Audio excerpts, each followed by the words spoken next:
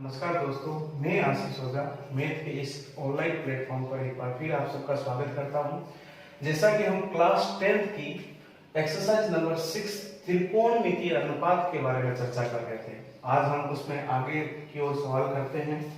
Question number 11 जो है उसमें हमें x की वैल्यू फाइंड आउट करनी है और हमारे पास जो कंडीशन है वो ये दे रखी है।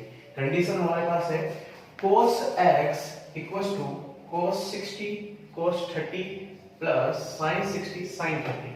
और जैसा कि मैंने कहा यहाँ पर सारी वैल्यू के जो डिग्री है उनके मान यहाँ पे अवेलेबल मिल जाएंगे।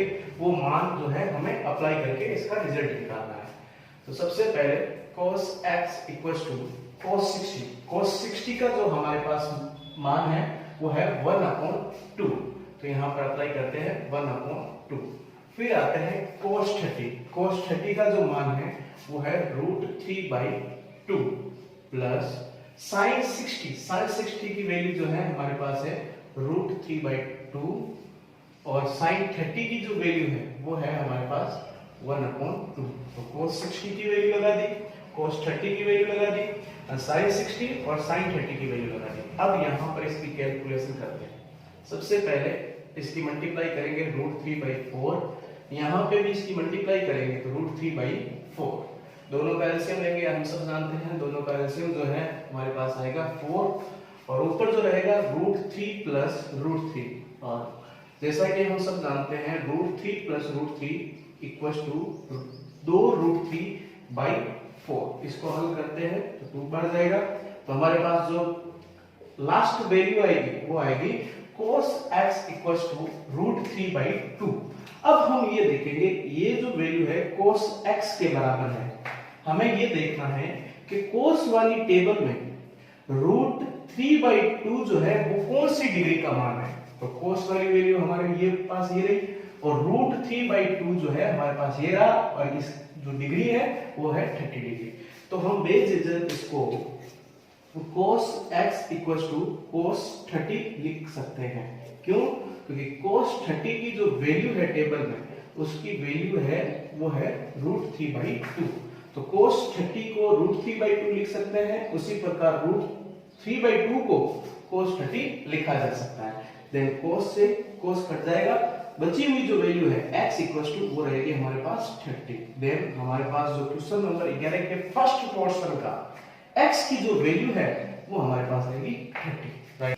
अब हम क्वेश्चन नंबर 11 के सेकंड पोर्शन में देखते हैं और उसमें भी हमें x की वैल्यू फाइंड आउट करनी है। क्वेश्चन नंबर 11 जो है हमारे पास वो है sin 2x equals to sin 60 cos 30 minus cos 60 sin 30। और जितने भी डिग्री है हमारे पास वो सारे जो है टेबल में अवेलेबल मिल जाएंगे उनकी मान। अब चलते हैं sin 60। जैसा कि हमें पता है sin 60 की जो वैल्यू है वो रहेगी √3/2 एंड cos 30 की जो वैल्यू है वो भी हमारे पास रहेगी √3/2 माइनस cos 60 की जो वैल्यू है वो है 1/2 एंड sin 30 की जो वैल्यू है वो भी रहेगी 1/2।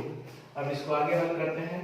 sin 2x इक्वल्स टू दोनों की मल्टीप्लाई करेंगे। हम जानते हैं √3 × √3 इज इक्वल टू 3 और 2 × 2 इज इक्वल टू 4। तो 1/4 ये भी हमारे पास कैलकुलेशन करेंगे तो हमारे पास आएगा 1/4। दोनों का एलसीएम लेंगे, हम अच्छे से जानते हैं दोनों का एलसीएम जो है हमारे पास आएगा 4 और इसको हल करते हैं तो 3 - 1। आगे इसको हल करेंगे। sin 2x is equal to 2/4 काटा तो 1/2 बन जाएगा। तो हमारे पास sin 2x is equal to 1/2।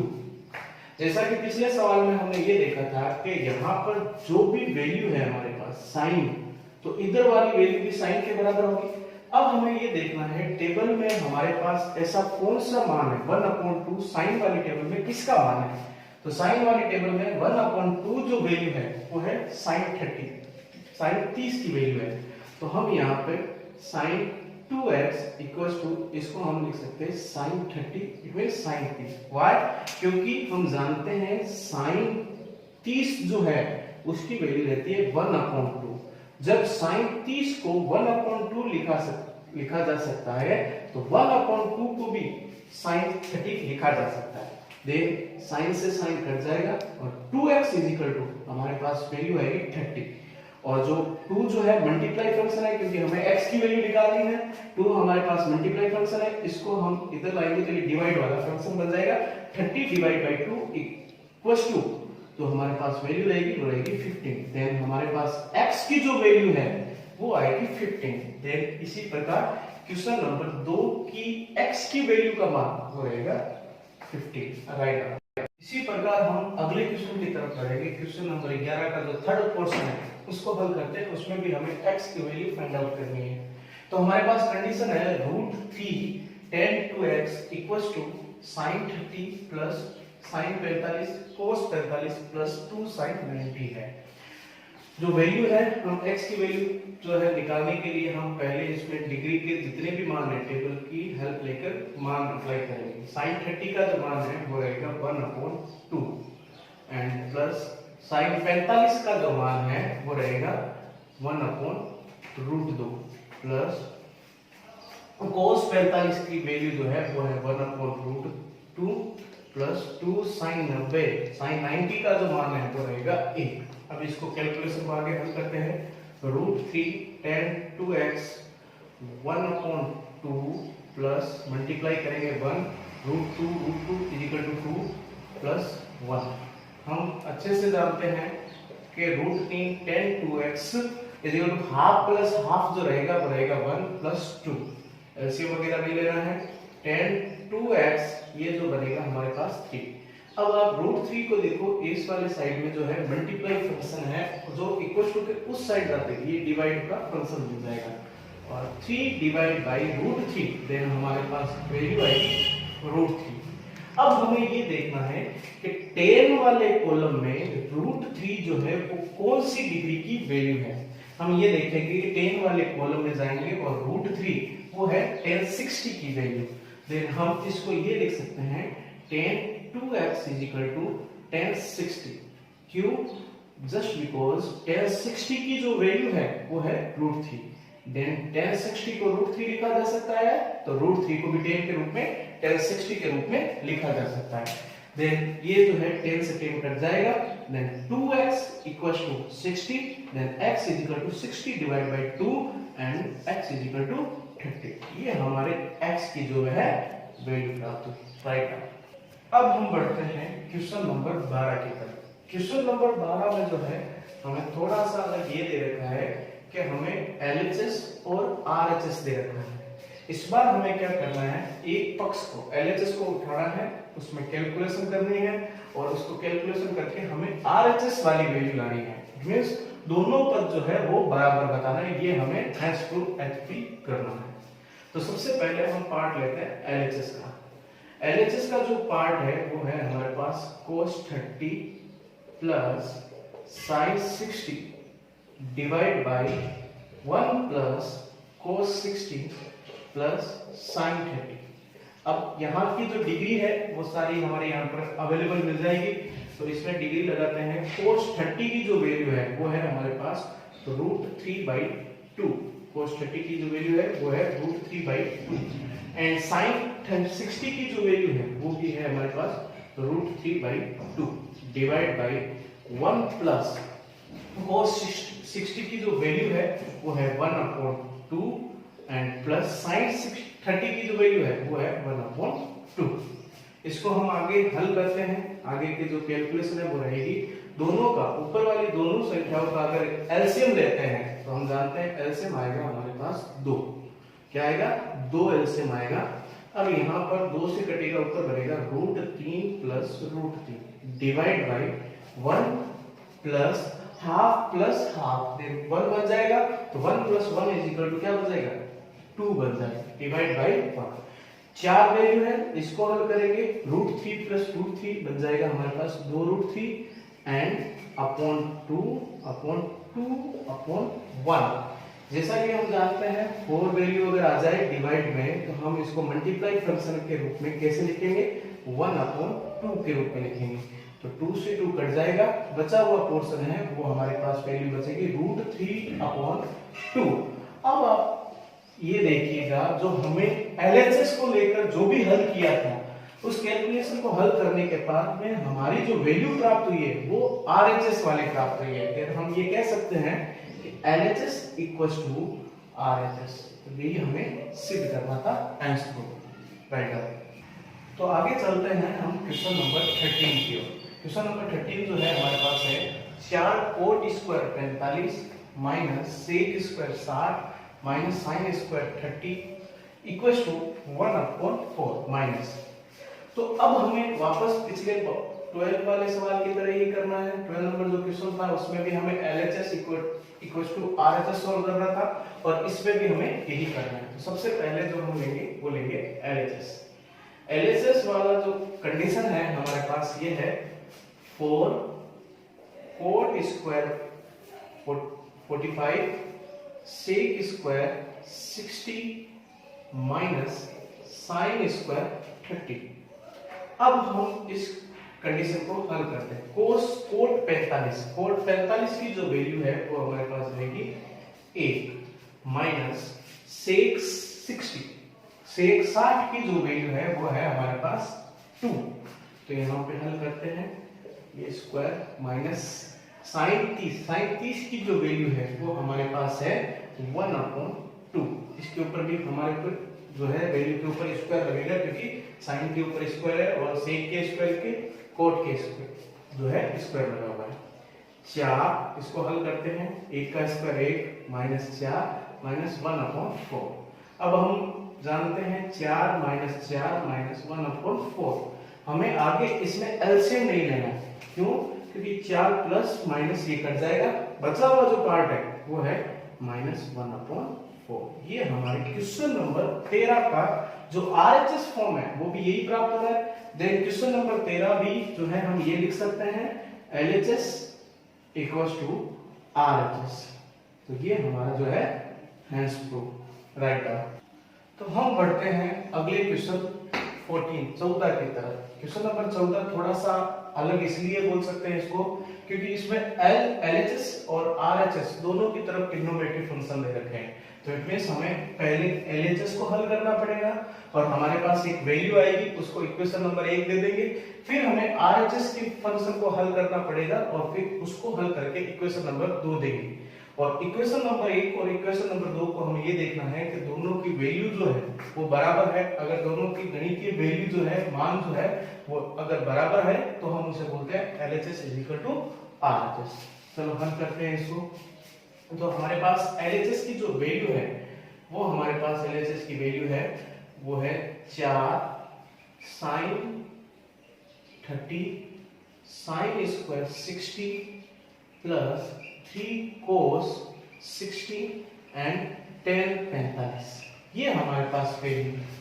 हम इसको जो है हल करेंगे 4 साइन 30 की जो वैल्यू है वो है 1/2 एंड cos 60 की जो वैल्यू है √3/2 और स्क्वायर है तो यहाँ पे भी क्या लगेगा स्क्वायर। 3 cos 60 की वैल्यू हम टेबल में देखेंगे तो हमारे पास मिलेगी 1/2 और tan 45 की जो वैल्यू है वो रहेगी 1। अब इसको हम हल करते हैं प्लस 4 1/2 इसको हल करेंगे तो ये बन जाएगा 3/4 प्लस ये बन जाएगा 3/2। आप देखिए इसको 4 से 4 हम काट सकते हैं। ये हमारे पास बना 3/2 प्लस 3/2। इन दोनों का अगर एलसीएम लेंगे तो हमारे पास आएगा 2 एंड जो वैल्यू आएगी वो 3 प्लस 3 इक्वल्स टू 6/2। इसको अगर हम काटते हैं तो हमारे पास बनेगा 3। तो ये इक्वेशन नंबर हम 1 बना लेते हैं LHS की जो है वैल्यू का, क्योंकि हमारे पास LHS के मान को हल करने के बाद में RHS वाला नहीं मिलेगा क्योंकि ये भी ट्रिग्नोमेट्रिक फंक्शन है, इसको भी हमें हल करना पड़ेगा। तो LHS उठाया और उसका मान निकाल लिया। अब हम आगे की तरफ बढ़ेंगे, जो हमारा LHS हम लेंगे, हम ये याद रखेंगे हमारे पास LHS की जो वैल्यू है वो आई है 3।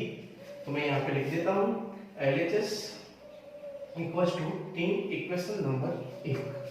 अब हम लेते हैं RHS की form, RHS right hand side. तो RHS में जो कंडीशन दे रखी है वो दे रखी है 2 sec² 45 माइनस कोसेक स्क्वायर 90।